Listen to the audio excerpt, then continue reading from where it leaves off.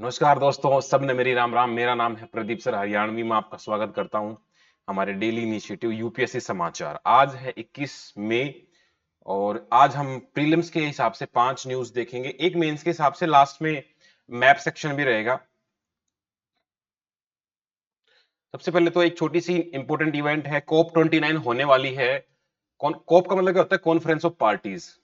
जब 1992 में अर्थ समिट हुई थी, सारे लोगों ने मिलकर ये डिसाइड किया था कि भाई अर्थ को अब बचाना है। तब से ही ये हर साल मिलते आ रहे हैं। तो इस साल ये बाकू, जो कि कैपिटल है अजरबैजान की, वहां मिलने वाले हैं और वहां पर ये डिस्कशन करेंगे न्यू कलेक्टिव क्वांटिटेटिव गोल। मतलब ऐसा कुछ गोल बनाओ कि भाई आप देख ही रहे हो कि हीट कितनी तेजी से बढ़ रही है, ग्लोबल वार्मिंग कितनी तेजी से बढ़ रही है। तो अब हमें कुछ क्वांटिटेटिव टूल बनाने पड़ेंगे ताकि ग्रीन हाउस गैसेस कम हो, ग्लोबल वार्मिंग कम हो। तो ये इंपॉर्टेंट रहता है, पेपर में आता है। रिसेंट में पेपर में आया था कोप 28 कि ये पूछा गया था कि रिसेंट में जो कॉन्फ्रेंस ऑफ पार्टीज हुई थी वो कौन से नंबर की थी, 27, 28, 29। ऐसा क्वेश्चन प्रीलिम्स में आया था एक स्टेट पीसीएस में। तो आपका होमवर्क है कोप 28 कहां हुई थी, ये आपको बताना है। चलो हेडलाइन देख लेते हैं। वीनस के ऊपर जो पानी की खोज है उसको लेके एक रिसर्च पेपर पब्लिश हुआ है। तो थोड़ा न्यूज में है, वो ये बात करना चाह रहे हैं कभी ऐसा टाइम होता था कि वीनस ग्रह पे 3 किलोमीटर डेप्थ तक पानी होता था, इतना। आज वो 3 सेंटीमीटर से कम रह गया। तो क्या कारण रहे होंगे, वीनस पे पानी क्यों खत्म हुआ, उसके पीछे हाइड्रोजन और जो ऑक्सीजन के आयंस है वो कैसे सेपरेट हुए। तो इस तरह का एक मतलब एक जनरल सा आर्टिकल है, ज्यादा इंपॉर्टेंट मैं नहीं कहूंगा। इसमें आपको वीनस के बारे में ज्यादा पता रहना चाहिए और थोड़ा सा अवेयर रहना चाहिए ऐसी न्यूज से। दूसरा हमारा है अनदर प्लेन क्रैश। रिसेंट में ही ईरान के जो प्रेसिडेंट हैं वो प्लेन क्रैश में उनकी डेथ हो गई है, उनकी फॉरेन मिनिस्टर भी साथ में ही थे। तो ऐसे जो वीवीआईपी की जो हेलीकॉप्टर्स है ये क्रैश क्यों हो रहे हैं, इसके पीछे क्या कारण है। हमारे जनरल बिपिन रावत थे जो first chief of defence staff थे, उनकी भी ऐसे डेथ हुई थी 2021 में। और भी ऐसे वीवीआईपी केस हम देखेंगे। तो इससे हमें क्या सीख मिलती है वो इसमें हम देखेंगे। इंडिया चाइना को लेके एक रिसर्च, एक कंपैरेटिव सा आर्टिकल आया था कि कौन कितना कंजप्शन कर रहा है, इकोनॉमी किसकी कितनी कैसे जा रही है, कौन कहां स्पेंड कर रहा है। तो इंडिया चाइना हमारे साथ लार्जेस्ट ट्रेडिंग पार्टनर है चाइना हमारा। तो कैसे हमारा जो कंजप्शन है वो उनसे ज्यादा बढ़ गया है। हमारी कंजप्शन लेड इकोनॉमी चल रही है, उनके यहाँ गवर्नमेंट ज्यादा खर्चा करती है। तो ये मान के चलो कि ये दोनों कंट्री मिला लें तो वर्ल्ड का ये समझो कि 30-35% तो यहीं से हो जाता है। इसके बाद है इंडिया और इंडियन मानसून। तो इंडियन मानसून आपको पता है कि इस साल पहले से घोषणा करी जा चुकी है आईएमडी के द्वारा कि इस बार बेहतर मानसून आने वाली है। तो इसका ऑनसेट जो होता है, मानसून स्टार्ट होने का जो टाइम पीरियड होता है वो स्टार्ट हो चुका है। तो इसमें कंसेप्ट समझेंगे, एल नीलो, नानीला, एनसो, क्या इंपैक्ट रहता है, वो सब बेसिक से हमारे ज्योग्राफी कंसेप्ट है। कुछ हमारे इंपॉर्टेंट टर्म्स हैं प्री के हिसाब से अभी हमने डालने स्टार्ट किए हैं। ISMR, Indian council of medical research. तो जितना भी मेडिकल को लेके कुछ ऐसा इनिशिएटिव्स है, रेगुलेशन का है, तो ये बॉडी देखती है। इसके बाद कावेरी रिवर के आसपास आपको पता रहना चाहिए, कावेरी रिवर में बहुत साल से डिस्प्यूट चल रहा है। तो इसकी ट्रिब्यूटरी कहाँ है, कहाँ से ओरिजिन होता है, किस तरफ बहती है, थोड़ा सा मैप पे अपना हाईलाइट करेंगे। और national commission for scheduled tribe, scheduled caste, national commission for backward class, ये तीनों ही कॉन्स्टिट्यूशनल बॉडीज हैं। कौन से आर्टिकल से रिलेट करते हैं, ये आपको पॉलिटी का इशू है, मतलब पॉलिटी लक्ष्मीकांत में, ये आपको पढ़ लेना है। और आज का जो हमारा एडिटोरियल है वो है जुडिशियल एडजुडिकेशन को। मतलब अभी रिसेंट में सिटीजनशिप अमेंडमेंट एक्ट लेके आया गया, तो उसमें ऐसा कहा जा रहा है कि भाई वो मुस्लिम्स को डिस्क्रिमिनेट कर रहा है। ठीक है, तो वो उसके ऊपर विचार रखे गए हैं कि डिस्क्रिमिनेट करेगा नहीं करेगा, जुडिशरी को कितना रोल देना चाहिए। तो ये पॉलिटिकल इश्यू है वैसे तो, बट एडिटोरियल में अच्छे से इसको देखेंगे। और आज हम मैप में देखेंगे साउथ अमेरिका और लैटिन अमेरिका की लेक्स। काफी दिन से आप देख रहे हैं कि हम north America south America focus कर रहे हैं। आई होप जो हमें देख रहे हैं लगातार वो अपने एटलस पे उन चीजों को हाईलाइट कर रहे हैं। हमने रॉक्स, हमने जैसे रिवर्स देखी या नॉर्थ अमेरिका की लेक्स देखी थी, तो वो सारे आपके दिमाग में छपे होने चाहिए। ठीक है, चलो आर्टिकल स्टार्ट करते हैं। पहला आर्टिकल है हमारा, an overlooked molecule could the Venus water mystery. तो वीनस पे ऐसा कह रहे हैं कि पहले कभी 3 किलोमीटर गहराई तक पानी होता था, बट अब वो उड़ गया है या एवोपरेट हो गया है। तो उसके पीछे कारण क्या है? कारण ये हो सकता है कि एक तो वो सन के नजदीक है, ठीक है। दूसरा, वहां पर जो उसका टेम्परेचर है खुद का, वो कुछ 450 डिग्री सेल्सियस है। तो उसकी वजह से भी थर्मल कारण रहे होंगे, पानी एवोपरेट हो जाता है, ठीक है, और उसके एटमॉस्फेयर में जो गैसेस वगैरह थी वो भी बाहर निकल गई हैं। तो इस वजह से वहां पानी नहीं अभी मिल रहा है। तो कभी ऐसा हो सकता है कभी ना कभी वहां पानी होता था, तो अर्थ के सिमिलर उसके डायमेंशन है, इसलिए वीनस को हम ट्विन सिस्टर बोलते हैं। तो ये इसरो नासा के जो प्रोजेक्ट आते रहते हैं, कभी मार्स पे जा रहे हैं, कभी वीनस पे जा रहे हैं, कभी मरकरी पे जा रहे हैं, तो उस कॉन्टेक्स्ट में इसको याद रखना, वीनस न्यूज में है तो वीनस के बारे में कुछ एक पॉइंट आपको पता रहना चाहिए, अर्थ का ट्विन है, इसे खुद के मून नहीं है, ठीक है। तो इस तरह से कुछ कुछ फैक्ट आपको याद रखने पड़ेंगे, अदरवाइज इस आर्टिकल में ऐसा कुछ नहीं है जो जानना आपको याद करना पड़े। एक प्रोसेस थी डिसोसिएटिव रिकम्बिनेशन रिएक्शन, ये इसके रिलेटिव में ही आई थी, अदरवाइज ऐसा कुछ अलग से इसमें नहीं है, ठीक है। सेकंड प्लैनेट हो गया, डेंसेस्ट एटमॉस्फेयर है टेरेस्ट्रियल प्लैनेट्स में, इसका टेम्परेचर 464 डिग्री सेल्सियस है, प्रेशर 92 टाइम्स अर्थ से ज्यादा है, ठीक है। मून किस किस के नहीं है, मरकरी वीनस के मून नहीं है, सबसे ज्यादा मून किसके हैं, सैटर्न के हैं। ये स्टैंडर्ड कुछ फैक्ट होते हैं जो कभी ना कभी आपके स्टेट पीसेस में आ सकते हैं। अर्थ पे एक चक्कर 365 दिन में लगता है सन का, यहां 224 दिन में लग जाता है बस, ठीक है। चलो आगे देखते हैं अगली न्यूज को। अगली है अनदर प्लेन क्रैश। तो अभी रिसेंट में ये हेलीकॉप्टर था बेल 212, ये क्रैश हो गया है। अब इसके पीछे कारण अगर हम देखें तो कारण यही बताया जा रहा है कि मौसम की गड़बड़ी की वजह से वो वहां नहीं कर पाए, या जो जहां से ये कंट्रोल होता है, इनका स्टेशन है, उनके बीच में कम्युनिकेशन एरर आ जाता है। तो इससे इससे सीख लेने की बात ये है कि भाई वीवीआईपी है तो ऐसा तो नहीं होगा कि वो कोई आम हेलीकॉप्टर था, उसके पीछे सारी सिक्योरिटी रही होंगी, अपनी कंट्री का सबसे मेन आदमी है जो उसमें चल रहा है, फिर भी ये क्रैश हो रहे हैं। इसका मतलब कुछ कुछ रीजन इसमें देखे जा रहे हैं। नंबर एक कि डिफरेंट डिफरेंट जगह प्लेसेस का जो मेथड है उस चीज को कैलकुलेट करने का, वो डेटा मिसमैच हो जाता है कई बार। दूसरा, जो पायलट है उसकी बात ना मान के कई बार उसको कंपल्शन में उड़ाना पड़ता है। पायलट को पता रहता है कि मौसम कैसा है, बट फिर भी कई बार इंसिस्ट करते हैं जो लीडर्स हैं कि भाई हमें इमरजेंसी में जाना है, या नजरअंदाज कर देते हैं कई बार। तो ऐसा ही यहां पे हुआ है। तो सीख लेने की बात यही है कि इसमें हम इंप्रूव कर सकते हैं अपनी कम्युनिकेशन को, अपनी रडार को, मौसम को या फोरकास्टिंग को। इससे पहले 2009 में आंध्र प्रदेश के जो चीफ मिनिस्टर थे वाईएस राजशेखर रेड्डी, उनका वैसे क्रैश हुआ। 2021 में विपिन रावत जी का क्रैश हुआ ऐसे ना हिली टेरेन्स में। 2010 में ऐसे पोलैंड के प्रेसिडेंट थे, उनका प्लेन क्रैश हुआ। अभी ईरान के ये हो गया है। तो कई बार पायलट को वो काफी प्रेशर रहता है कि भाई उड़ाना ही है, तो नेविगेशन एरर आ गई, कभी फोग या हैवी रेन आ गई है ना। तो इस अक्सर यही होता है कि नॉर्मली क्रैश होने का कारण यही होता है, या तो बहुत ज्यादा कोई मौसम गड़बड़ी आ गई है, फोग आ गई है, और वो पहाड़ के अंदर क्रैश हो गया, पहाड़ दिख नहीं रहा है, या उसको रडार में पहचानने में दिक्कत हुई। तो ये यही कुछ कारण थे। वायलेशन ओवरसाइट फेलियर्स हैं एविएशन अथॉरिटीज के कभी कभार। और पायलट की ऑटोनॉमी, मेन पॉइंट ये है, need for the pilot autonomy. जब भी आप कोई न्यूज पढ़ते हो वहां आपको कोई प्रॉब्लम हाईलाइट होती है, तो प्रॉब्लम के साथ साथ उसका सॉल्यूशन भी आपके दिमाग में आना चाहिए, क्योंकि जब भी आप मेंस लिखोगे तो उसमें यही क्वेश्चन आता है कि ये प्रॉब्लम है, suggest some measure, suggest some solutions. तो अब प्लेन क्रैश हुआ, आपसे पूछ लिया कि भाई अगर आप एविएशन मिनिस्टर हो तो आप क्या करोगे इस चीज को इंप्रूव करने के लिए। इंटरव्यू में पूछ लिया, मेंस में पूछ लिया। तो यही हो सकता है कि भाई जो एविएशन इंडस्ट्री के रेगुलेशंस है वो थोड़े से टाइटर हों, जो पायलट है उसकी ऑटोनॉमी रहे, उसका से रहे कि भाई टेक ऑफ करना नहीं करना है। जो डिफरेंट डिफरेंट डिवाइसेस हैं या टेक्नोलॉजीज हैं उनके बीच में सिंक्रोनाइज अच्छे से हो डेटा का। तो यही कुछ हम कर सकते हैं, अदरवाइज और इसमें ऐसा कुछ ज्यादा है नहीं। पेज 10 पे इंडियन इकोनॉमी का एक आर्टिकल आया है, इंडिया और चाइना का कंजप्शन कंपैरिजन। तो देखो, इंडिया और चाइना दोनों ही one of the largest population है। अब हम वर्ल्ड के लार्जेस्ट पॉपुलेशन है, ठीक है, करीबन 150 मिलियन करोड़ हम हो चुके हैं, तो इतने ही उधर भी हैं। तो 700-800 में से 700 मिलियन, 700 करोड़ में से 300 करोड़ तो यहीं रह रहे हैं। तो अब हमारा कंजप्शन अगर देखें, तो अगर इकोनॉमी की बात करें तो हमसे 5 गुना बड़ी इकोनॉमी है उनकी। लेकिन अगर कंजप्शन की बात करें तो हमारा जो कंजप्शन लेवल है वो चाइना से ज्यादा है, ठीक है। हमारा कुछ 58% है, उनका 38% है। वहां पर जो गवर्नमेंट है वो मेजर कंज्यूमर है, हमारे यहाँ पर जो पब्लिक है वो ज्यादा मेजर कंज्यूमर है ना। अगर हम बात करें एजुकेशन की, हेल्थ की, तो वो हमसे 2 से 3 गुना ज्यादा पैसा खर्च कर रहे हैं। हम एजुकेशन पे 3 से 4% कर रहे हैं, वो 8% कर रहे हैं। हम हेल्थ पे 5% कर रहे हैं, वो 10% कर रहे हैं, ठीक है। तो ये कंपैरिजन है। इंडिया चाइना के बारे में आपको ये पता रहना चाहिए कि इंडिया चाइना जो है हमारा लार्जेस्ट ट्रेडिंग पार्टनर है।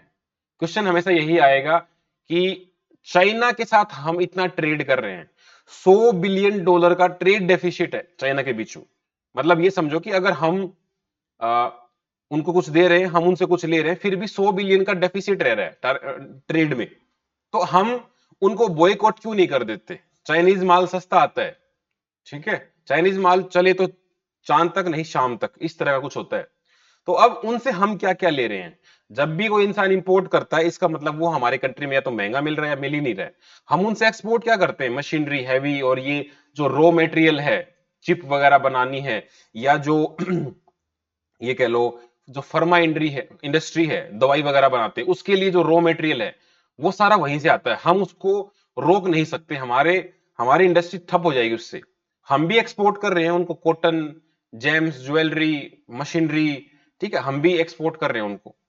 तो क्वेश्चन ये बनता है यहां से, देखो आर्टिकल एक लिखने वाला अपने हिसाब से लिखता है, हमें पेपर के हिसाब से क्या निकालना है वो पता होना चाहिए।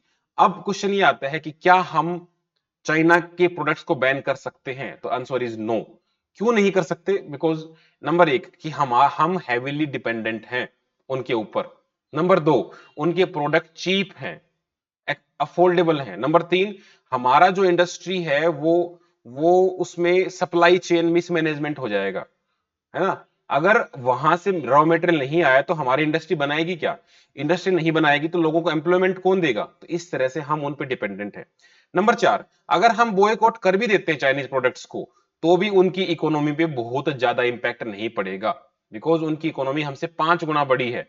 हम नहीं तो कोई और सही, वो कहीं और एक्सपोर्ट करने लग जाएंगे, ठीक है। हम कर क्या सकते हैं?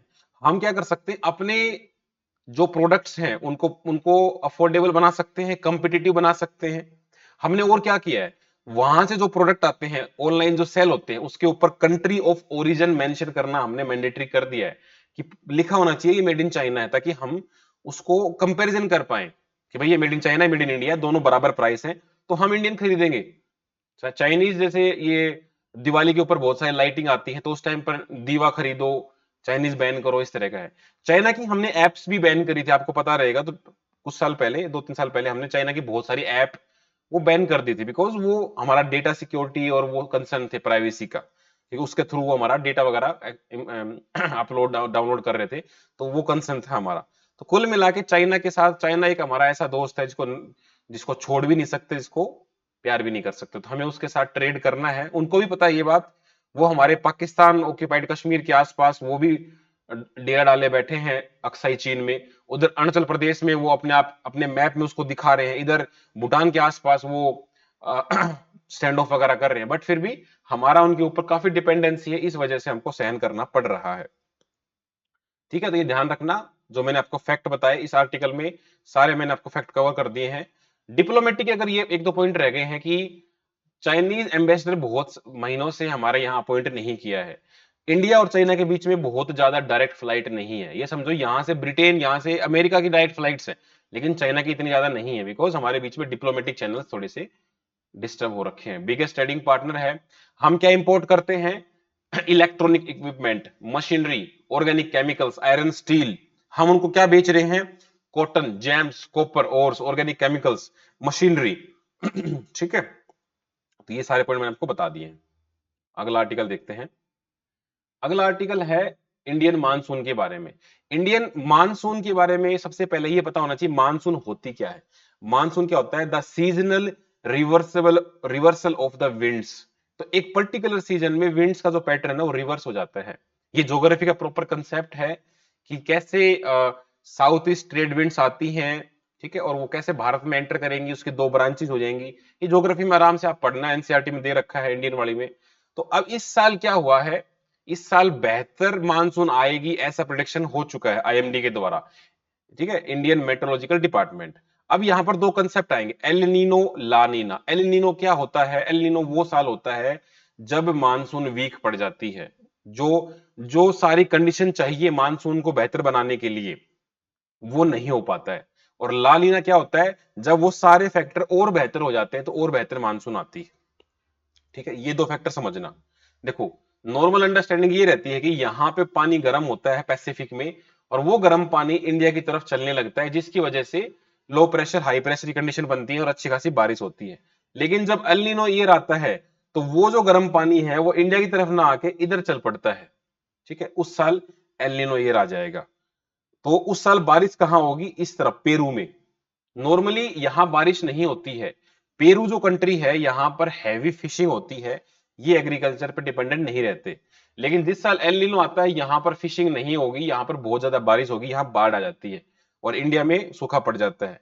तो इंडिया में अगर हम देखें, इंडिया के as a whole 870 mm rainfall हमारे यहाँ ऑन एवरेज होती है। अगर ये समझो कि अब वो नॉर्मल हुई, मतलब 110 104% हुई तो अब वो नॉर्मल बोल दिया, 90 से 96 रहेगा तो बिलो नॉर्मल बोल दिया, अगर 96 से 104 की तो नॉर्मल हो गया। तो मानसून के ऊपर क्वेश्चन आता ही आता है पेपर में, प्री में खासकर, बहुत इंपॉर्टेंट टॉपिक है। तो ये तो न्यूज इतनी ही है कि बस बेहतर मानसून आने वाली है, इसको अपने उससे पढ़ना होगा। अब हम देखते हैं कुछ इंपॉर्टेंट टर्म्स या organization. ICMR, Indian council of medical research, तो ये 1911 में बनाई गई थी। इसका काम क्या है? इसका काम है हेल्थ सर्विसेज को बेहतर बनाना, कुछ गाइडलाइन जारी करना, कुछ रेगुलेशन करना। ना तो ये स्टेटरी बॉडी है, ना ही रेगुलेटरी बॉडी है ढंग से, ना ही कॉन्स्टिट्यूशनल बॉडी है। पॉलिटी में ऐसे क्वेश्चन आते हैं, ऑर्गेनाइजेशन का नाम देते हैं और ये बताते हैं कि क्या ये स्टेटरी बॉडी है, क्या ये कॉन्स्टिट्यूशनल बॉडी है। स्टेटरी बॉडी क्या होती है? जो एक स्टैच्यू से बनती है, एक एक्ट से बनती है, वो होगी स्टेटरी बॉडी। कॉन्स्टिट्यूशनल बॉडी क्या होती है? जिसका डायरेक्ट कॉन्स्टिट्यूशन में मेंशन हो, उसका आर्टिकल हो। ठीक है, डिपार्टमेंट ऑफ हेल्थ सर्विसेज के अंडर आती है ये, और ministry of health and family welfare इसको देखता है। इसका हेडक्वार्टर ध्यान रखना दिल्ली में है। जितने भी क्लिनिकल ट्रायल होते हैं वो इसके अंडर देखे जाते हैं। क्लिनिकल ट्रायल क्या होते हैं? कोई भी दवाई लॉन्च करने से पहले उसके क्लिनिकल ट्रायल होते हैं, तो ये आईसीएमआर उसको देखता है। बस ये एक पब्लिश भी करता है एक paper, Indian journal of medical research, IGMR 1913 से। इसको प्रेजाइड कौन करता है? जो आईएमएसआर आईसीएमआर की जो गवर्निंग बॉडी है, यूनियन हेल्थ मिनिस्टर्स को सुपरवाइज, मतलब उसका उसका प्रेजाइड करेगा। कावेरी रिवर जो कि बहुत इंपॉर्टेंट रिवर है साउथ की, इसके ऊपर डिस्प्यूट चल रहा है कावेरी वाटर को लेके, कर्नाटका केरला और तमिलनाडु के बीच में। तो ये पता आपको पता रहना चाहिए। देखो यहां से निकलती है, ये निकलती है ताल कावेरी से और ये गिर जाती है अपना बे ऑफ बंगाल में। तो हमें ये पता रहना चाहिए कि इसकी ट्रिब्यूटरी कौन सी है, कहां से गुजरती है, किस किस स्टेट से गुजरती है। तो इसकी ट्रिब्यूटरी याद रखना, कुछ होती है लेफ्ट बैंक, कुछ होती है राइट बैंक। ये आगे चल के आपके पेपर में से क्वेश्चन आते हैं कि मान लो आपको पता है कि ये इसकी ट्रिब्यूटरी है, बट आपसे ये पूछ लिया ये लेफ्ट बैंक है कि right bank. Left bank right bank का मतलब है वो किस तरफ से ज्वाइन करती है। अगर ये रिवर इधर जा रही है तो जो इधर से जो रिवर गिरेगी वो होगी इसकी लेफ्ट बैंक, इधर वाले होगी राइट बैंक। तो इसकी जो राइट बैंक ट्रिब्यूटरी है वो है भवानी, अमरावती, नोयल, काबिनी। इसकी ट्रिक क्या है? राइट बैंक, बैंक मतलब किनारा, बी ए एन के, बी से भवानी, ए से अमरावती, एन से नोयल, के से काबिनी, याद हो जाएगा। लेफ्ट बैंक की साइड से तीन आती हैं, अर्कावती, सिमसा और हेमावती। एश, एस मतलब राख, तो ए से अर्कावती, एस से सिमसा, एच से हिमावती। जितने भी रिवर हैं, गंगा, यमुना, गोदावरी, कृष्णा, कावेरी, तापी, नर्मदा, गोदावरी, ये सारी अच्छे से याद होनी चाहिए। इंडस, इनकी ट्रिब्यूटरी कौन कहां से आ रहा है, उसके आसपास कोई शहर बसा हुआ है, कोई डैम बना हुआ है, कहीं पे ज्वाइन करती है, कहीं अलग होती हैं, कौन किसके बाद आता है, एकदम क्लियरिटी होनी चाहिए। ये बहुत इंपॉर्टेंट टॉपिक है। दक्षिण गंगा भी इसको बोल देते हैं कावेरी को। असल में दक्षिण गंगा जो है गोदावरी के लिए यूज किया जाता है, बिकॉज गोदावरी सबसे बड़ी नदी है साउथ मतलब पेनिनसुलर रीजन की। लेकिन कावेरी को भी बोल देते हैं बिकॉज ये भी सेक्रेड रिवर मानी जाती है, तो सेक्रेडनेस के कॉन्टेक्स्ट में इसको हम दक्षिण गंगा बोल देते हैं। ये निकलती है ताल कावेरी जगह से, जो कि ब्रह्मगिरी हिल्स हैं वेस्टर्न घाट कर्नाटका में। इसके ऊपर कृष्ण राज सागर डैम बना हुआ है। जो मैसूर जो सिटी है वो काबिनी रिवर के आसपास बसा हुआ है, ये आपको ध्यान रखना है। ठीक है, यहाँ काफी फेमस और भी रिवर है, लेकिन सारी रिवर हमको याद नहीं करनी है। फिर आता है national commission for scheduled caste. इसका काम क्या है कि जो भी शेड्यूल्ड कास्ट के रिगार्डिंग जितने भी काम है, उनका प्रमोशन, उनकी सैलरी, उनका उनके ऊपर कोई अत्याचार तो नहीं हो रहा है, उनका डेवलपमेंट हो रहा है कि नहीं, उनका एजुकेशन ठीक है कि नहीं, सारे काम यही देखता है। तो ये एक संविधानिक बॉडी है। तो ये आपको याद रखना पड़ेगा। देखो स्टार्टिंग में जब संविधान बनाया गया था तो आर्टिकल 338 था, उसमें यह कहा गया था कि एक स्पेशल ऑफिसर होगा जो एससी एसटी का ध्यान रखेगा। फिर बाद में जैसे जैसे हम ग्रो हुए तो 1990 में हमने संविधान को अमेंड किया 65th अमेंडमेंट से, और वहां पर हमने उसको रिप्लेस किया, स्पेशल बॉडी बनाई, स्पेशल ऑफिसर की जगह national commission for SC and ST, एक ही बॉडी बनाई थी। फिर 2003 में उनको हम 89 से हमने अलग अलग किया, 33A और बी, मतलब शेड्यूल्ड कास्ट के लिए अलग से रहेगा, शेड्यूल्ड ट्राइब के लिए अलग से रहेगा। और अभी रिसेंट में हमने क्या किया है, 102वां अमेंडमेंट करके जो ओबीसी है उसके लिए अलग से बना दिया है, 102 अमेंडमेंट है, national commission for backward classes, NCBC, वो हमने अलग से बना दिया। तो तीनों याद रखना, इनके आर्टिकल याद रखना, 338, 330A, 330B। National commission for scheduled caste का चेयरपर्सन होता है, वाइस चेयरपर्सन होता है, 3 मेंबर होते हैं, प्रेसिडेंट अपॉइंट करता है, हैंड एंड सील से अपॉइंट करता है। ये सारा पॉलिटी का टॉपिक है, एनसीएसटी, एनसीएससी और एनसीबीसी, तीनों टॉपिक पॉलिटी के अलग अलग चैप्टर्स हैं, ये आपको पता रहना चाहिए। बस मैं आपके न्यूज ध्यान में लाना चाहता हूं कि ये चीजें फटाफट रिवाइज कर लेना इसके साथ ही, ठीक है। अभी जो हमारा आर्टिकल आ रखा है सीएए को लेके, ठीक है, ये हमारे प्रधानमंत्री हैं अमित शाह हैं, और ये बहुमत में है, और इस बार 400 पार के नारे इनके हैं। देखते हैं 400 पार होता है कि नहीं होता। आपको क्या लगता है कि इस बार 400 पार होगा कि नहीं होगा? ठीक है, बड़ा क्रूशियल है। अगर गवर्नमेंट चेंज होगी तो बहुत सारी चीज चेंज होंगी कंट्री में, मतलब कंप्लीटली आइडियोलॉजिकल चेंज आ सकता है। अगर दोबारा ही आ गई तो क्या करने वाले हैं? क्या पॉपुलेशन बिल आ सकता है क्या हम कश्मीर को अपने हिस्सा बना लेंगे, मतलब पीओके को छुड़ा लेंगे, या अदर जो पॉलिसीज हैं, देखते हैं। तो अब इसमें इशू ये है, मैं आपको एक क्रक्स समझा देता हूं, आर्टिकल अच्छे से देखना। क्रक्स ये है कि गवर्नमेंट ने बिल पास किया 2019 में, सिटीजनशिप अमेंडमेंट बिल, ठीक है, ये एक्ट बन गया। अब इसमें यह कहा गया है हमारे जो 3 पड़ोसी देश हैं, अफगानिस्तान, पाकिस्तान, बांग्लादेश, इन देशों में मुस्लिम को छोड़ के जो अदर कम्युनिटीज हैं, अगर वो रिलीजियस प्रोसिक्यूशन फेस कर रहे हैं, धार्मिक रूप से पीड़ित हैं, तो वो भारत में हमारा सिटीजनशिप ले सकते हैं, प्रोवाइडेड दैट वो एक पर्टिकुलर डेट है उससे पहले आए हो। कुछ 2014 की एक डेट है, 1 दिसंबर है या क्या है, वो याद रखना पड़ता है।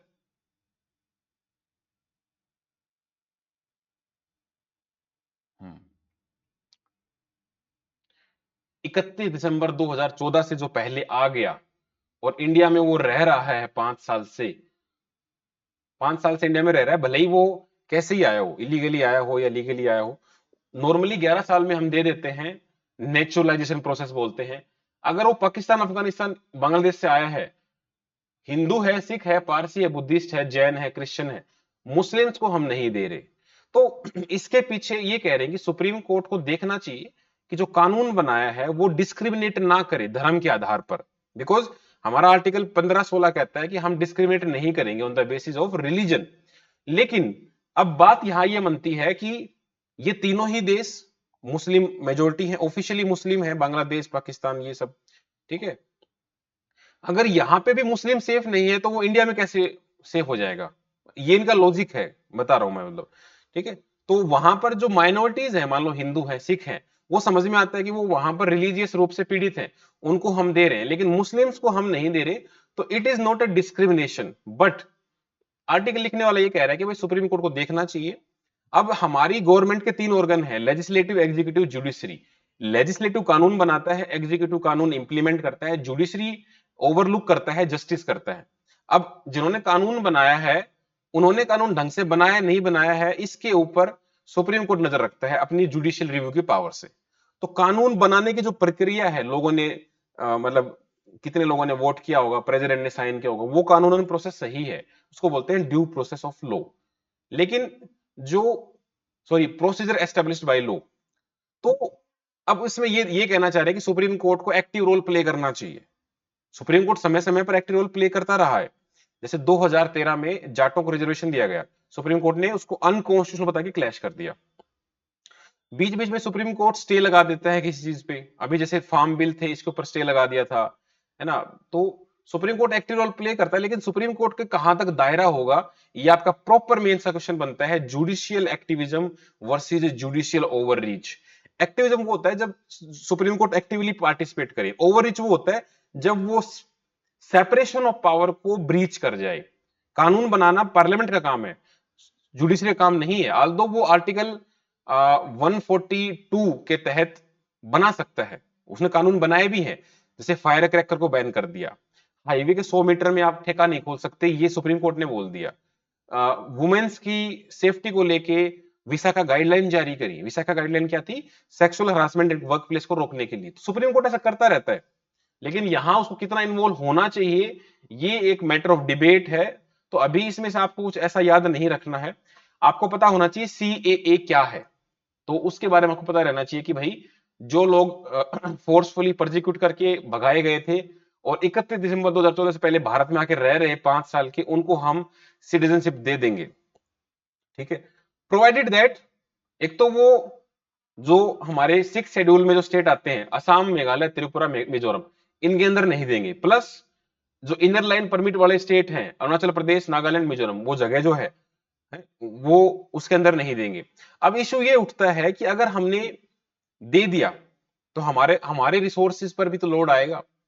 ठीक है, वो लोग वोट करेंगे तो हमारी डेमोग्राफी को चेंज करेंगे।